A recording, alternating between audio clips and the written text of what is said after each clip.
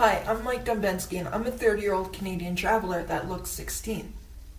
It's story time, everybody's favorite. My travel-related story this time will be about the first time I've ever traveled on my own that wasn't volunteering with Canada World Youth, that wasn't volunteering with Kitimavik, and that wasn't with my youth group that I used to go around. They used to take us to all these places. That wasn't working on the Rocky Mountaineer. My straight up first time traveling on my own. Back history, I have 1 month left of college, right? I am paying rent out of my student loan and I have $2,000 left for my student loan. Now, mind you, I am running out of money. I'm at the point where I'm literally looking for wild apples and wild blackberries, and that's all I've been eating, and stuff at school. And you're not supposed to eat your stuff at school that you make, which is kind of retarded because we're going to cooking school. Anyways, I'm applying for jobs, panicking. What do I do? What do I do? What do I do? I'm like, I might have to be homeless. So I start throwing out a lot of my stuff and downsizing, preparing to be homeless. Yes, I think that way sometimes. Instead of looking up, how can I not be homeless? I'm like, okay, I gotta prepare. So I did all this research, shelters and how to forage for wild edibles. And one day I'm checking my email and lo and behold, I get a job in the oil fields. Now, my mind just blows when I read it. I'm like, this cannot be real. So I read the email and then they want me as a second cook. They're gonna pay me, according to the email, $24 an hour to make, second cook, to cook. $24 an hour to cook up in Alberta. I'm like, hallelujah, don't know if this is real, but I'm taking the chance. So I took the leftover money out of my student loan. I booked the Greyhound ticket to Edmonton, and then my company provided me with a ticket to go to the oil fields. So I get to the Greyhound at the oil fields, and there's no truck waiting for me. Nothing. My phone is dying. If I don't have this job, I have no money now. Panicking. I finally call my job at we're around 4 hours later. I finally called them. They're like, oh, we didn't know you were coming today. I'm like, how did you not know? You were the one who hired me. But they're like, oh, that has to do with the head office. They didn't tell us you were coming today, so come into work. Alright, fast forward. The job turns out to be real.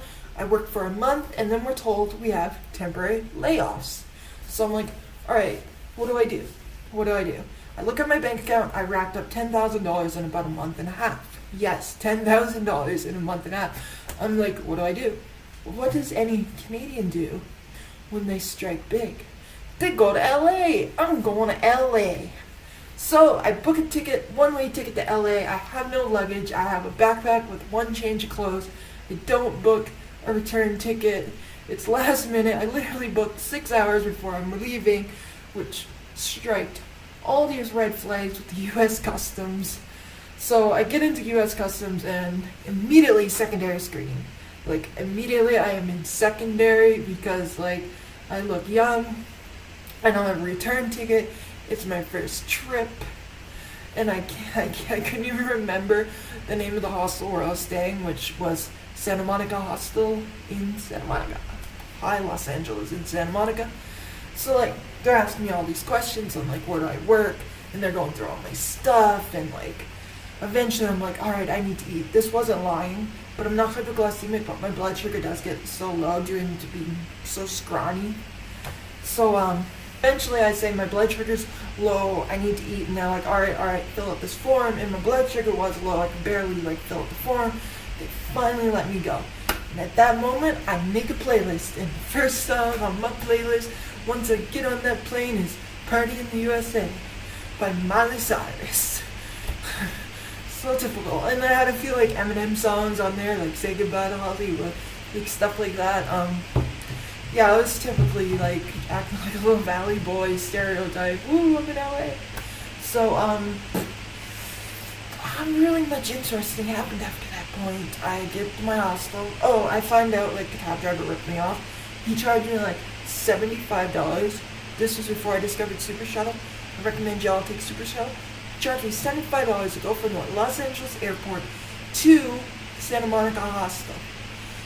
There's not really much more to this story. I acted like a typical tourist. I booked like the bunch of tours: California Adventure, Disneyland, Six Flags, Knott's Berry Farm, LA Grand Tour.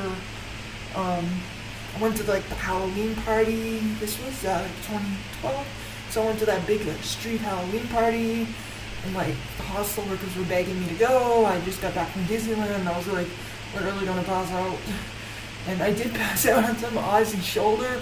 I was like, whoa, whoa, whoa, whoa, sorry, bro. Oops. Yeah, there's not much more to this story. It was just my first time traveling alone. Yeah, hope you liked it.